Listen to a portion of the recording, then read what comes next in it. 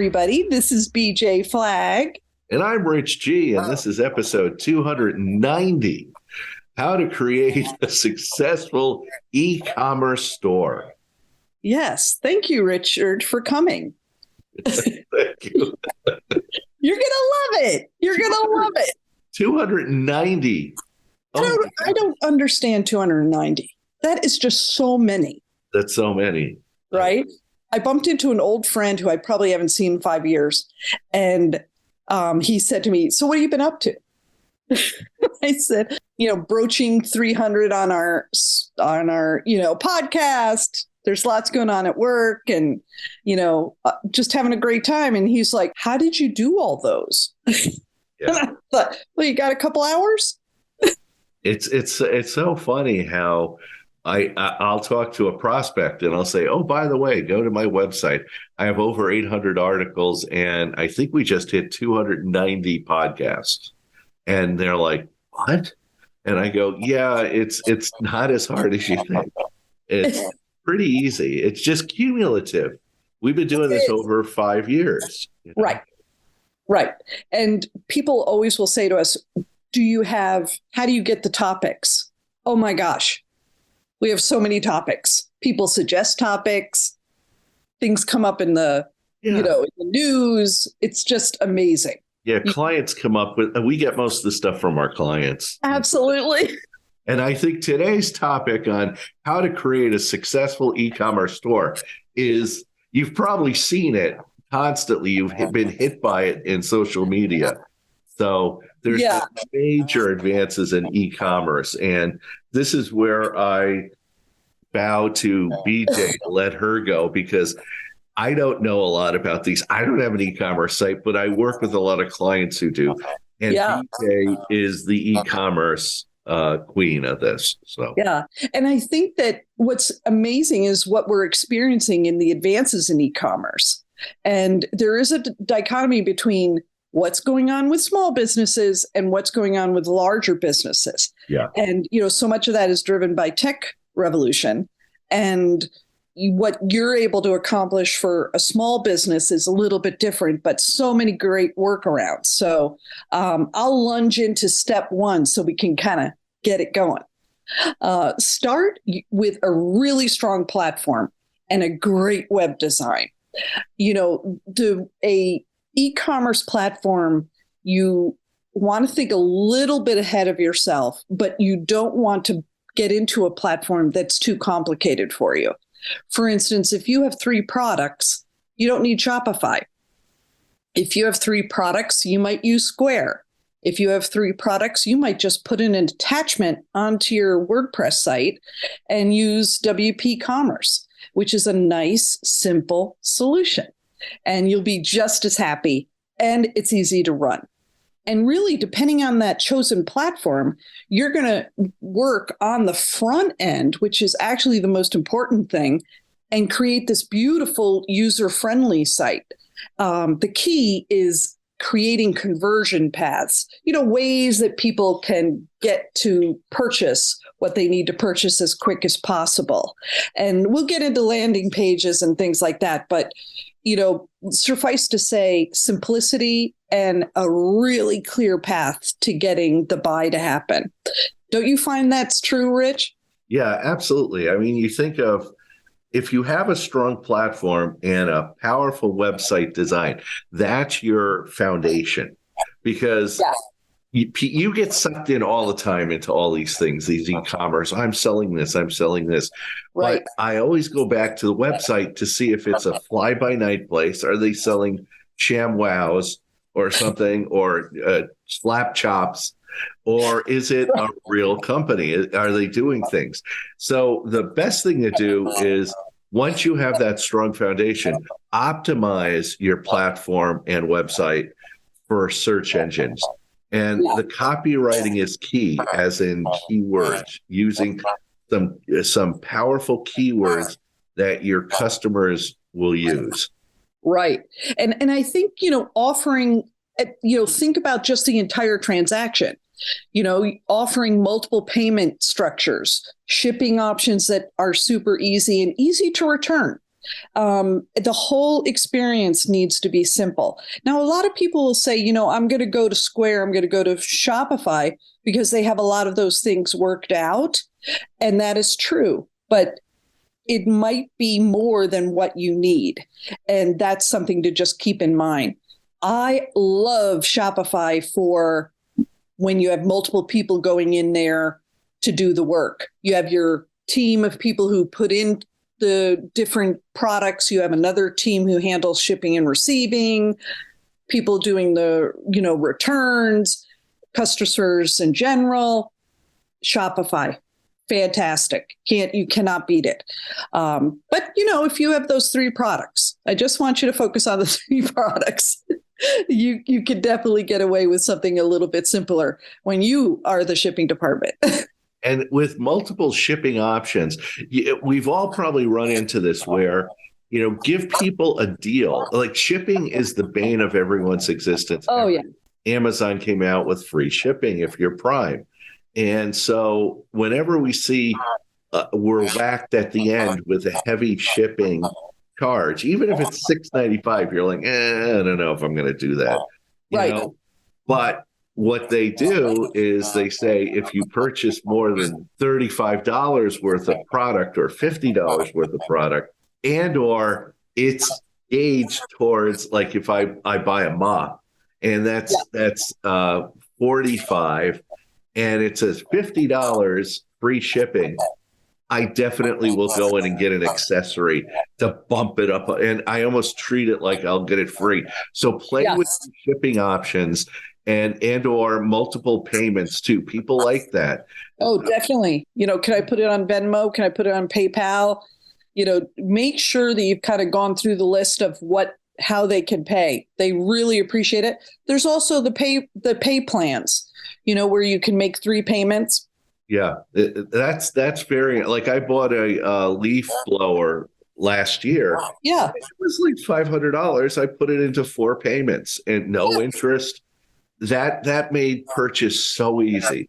Oh my gosh. Absolutely. So here's step 2. Focus your energy towards customer service and engagement. That is so key. So many e-commerce people or companies think it's just e-commerce. I could set it and forget it. No, you can't set it and forget it. You have to have great customer service if there's a problem and engagement. So prepare to provide excellent customer service and use social media to promote your store with a plan in place. And think about doing things like offering promotions and discounts. But again, you're kind of focusing on what is your marketing for the whole year. And those promotions and those discounts and everything need to be included. They have things to prevent abandoned carts. If they see you're taking a long time to make your decision, they might throw in a discount. Something might occur that, you can kind of keep them interested. There's also just, a phenomenal amount that's happening in social media, which where they are looking and seeing, you might have gone and looked for your mop. And then all of a sudden, when you're scrolling through Instagram, the mop shows up. That's remarketing. Yeah. It's so true. I mean, with promotions, I remember a few years ago, I was on Instagram and an ad came up and it was around Mother's Day. And there was a necklace where it was made out of sterling silver, and there are these little plates that hang off the necklace that have the kid's name stamped in. Oh my gosh. Hand stamped with a little heart in the center.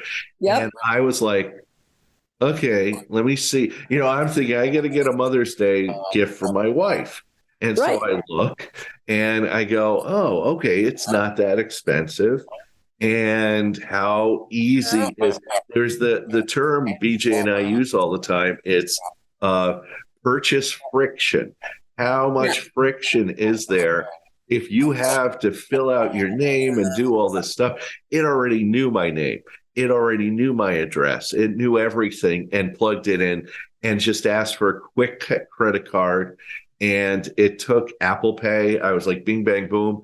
it was sent, and all I needed to know was shipping, that it would make it in time. And it told me all of this and emailed me constantly. It showed up on time. I was the king of the castle. When I handed it to my wife, she went, "Oh my God." What was funny is there were 3 plates. I put my 2 kids and me.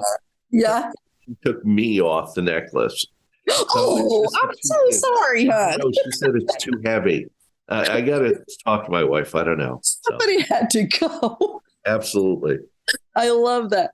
But when you're thinking also, a lot of my clients will really think about their comprehensive marketing campaign that they've worked so hard on. They've created this incredible plan.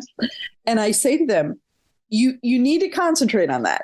You got to have all your email marketing connected. You've got to have your social media all connected. Everything has to kind of flow in place so that the email marketing, might keep in touch with the customers. It might talk about brand extensions. It's talking about different things that will keep those people interested.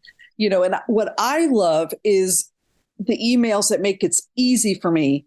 They have a million links, and every one of them goes to the place on the website that's specific to what, I want. Oh, this is absolutely the best thing that can ever happen. What's step 3? Thank you for asking. Regularly monitor your analytics and optimize your site accordingly. Unbelievable. The websites the analytics you can receive off your website are amazing. And I need you to monitor it all the time. What we find we will put a promotion in social media. We'll send out the email that talks about that promotion, and we can look right over at the website and see the spike. Now, we might also see that the conversion path got a little dicey and they didn't go to completion. Well, with looking at the website, you can make that clear decision, fix that little kink, run it again, and you'll have success. It's just amazing what you can do with that back end. Yeah, it's being, constantly looking at all of your analytics. I do it constantly with my website, and I move things around. When I tell my clients that I modify my website weekly, they're like, "What?" And I go, "Yeah." I go on. I don't like this title. Let me change this. And then I see how my analytics are doing, and sometimes I get a bump because I changed something. Right. Well, and also for you have the 800 blog posts. Yeah. And so readjusting them, adding a little part to one of them, moving it up, doing things like that. It's like a jigsaw puzzle. You can move things around and it looks fresh again. Yeah. Amazing. So you definitely have to keep in mind that there are going to be areas that you have to improve. It just is the perfect thing to keep your head in there. And you know what? Make that data-driven decisions to optimize your store. You're going to have trends. All of a sudden Crocs are back. Anybody who had any little accessories that you can put on your Crocs or any of that kind of stuff, make adjustments. Get in there. Start grabbing some of that market share. But there also might be surprises, like warm weather. You thought you were going to have great holiday season. The warm weather made nobody want to buy hats, gloves, and sweaters. All of a sudden, you have a ton of merchandise. What do you do with it? So there are going to be surprises like that come up, and you're going to have to make a decision. And, you can see that also, Rich, for, when you were doing the programs where people could buy modules and different that type of thing. You could monitor all that and follow what they were doing. Absolutely. It's always looking at, you need to be outward looking. And I call it 360-degree vision. Constantly see what's happening out in the world. How can you take advantage of an opportunity? Okay. What can you do? What things can you make? We had a client who had gone through the whole process of designing a dress. And when the dress showed up, it wasn't the color that they had anticipated. They wanted to send them back. And thus they would have like a hole in their marketing program for the season. I was like, yeah, no, we're not. Oh, no, no, no, no, no. We have a new color that we're going to be offering, and we're going to do an entire campaign around this color. And we're going to rave about it. It's going to be the new color of the season. It's going to happen. Sold out, totally sold out, because they changed their attitude about the color. Yeah. And it was a beautiful color and it worked. That's how you have to be able to be nimble and make changes as quick as you can. I bought one, so I'm excited about that. You were happy. You were happy. Step 4 is make continual updates and improvements. Continuously update your product offerings, different photos, different images. Like BJ was saying, highlight different things. Move it to the front. Get one of your clients to take a picture of it. Your customers, take a picture of the front of your store with it. Do different things, because with e-commerce, it's all about being agile and changing things constantly, because I can come back to a website and it's different. Yeah.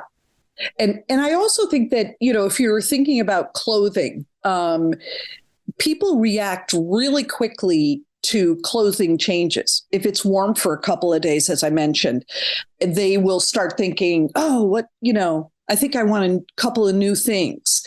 If they don't see it on your site, they'll just go away. So you too have to react to things like temperature and stuff like that, so that there could be stuff on the site that can be reflective for them. But it does make you be extremely nimble and always refreshing your web design. So it does take a lot of work. Yeah, and one thing I'm gonna just say this out loud. Don't do bait and switch. I've been running into this a lot lately, where I'll go to a website and it'll throw out a price for something. Okay. Yeah. And I'll go, well, I'm gonna have to think about it. And I'll go back to the website the next day and it's a higher price. Okay. And then I go in incognito mode on my browser and it's the cheaper price again. Yeah. You're kind of penalizing me because I didn't buy it immediately. And I understand why you're doing it, but that's not cool. That kind of bait and switch drives me nuts. And it actually says, you know what? I'm not going to buy it. And I close my browser and I walk away. Yeah. Like if you're going to offer something for a price, offer it for the price. Even if I come back tomorrow, don't play this bait and switch game. Yeah. And, one of the things we all need to be careful about is seeing sites that might be scammy. Yeah. Where the product comes and it's about the size of for a doll or things like that. Yeah. There are websites that you can go to and put in the website address, and they'll give you reports about customer service, ability to return product, quality level, things like that. And it doesn't hurt for you to throw the name in there and just make sure that, your privacy is maintained and they're not selling lists and doing things that you might not want them to do. Yeah. So it's all important. It's so important. So anyway, our resource today is how to start and grow an e-commerce business, answering the 5 fundamental questions of e-commerce and taking the entrepreneurial leap. This is by Charles Kamsasaka. Yeah. And I would say that this is kind of like the Bible. Yeah. This has everything packed. It has step-by-step instructions. They cover the 5 fundamental questions that you need to remember to cover. And I would read this before I even did anything, because you're going to get all the facts in here that you need to understand. Yeah, it helps you create an actionable plan for product ideation, supply sourcing, order fulfillment, digital marketing strategies. It gives you everything that you'd want for this. Yeah. And one of the things that you can imagine is you're the person who, when you think about it, you say to yourself, I think I'm the best to sell that product. Maybe Amazon's the best, and just understanding all the different product sites that are out there you're going to be able to make the best decision. So great book to have for sure. And back to reference it. That's the best part, is this is one of those books you can go back and say, oh, I want to consider stepping up my game. Go back to the book. It tells you a little bit about doing that. So absolutely love it.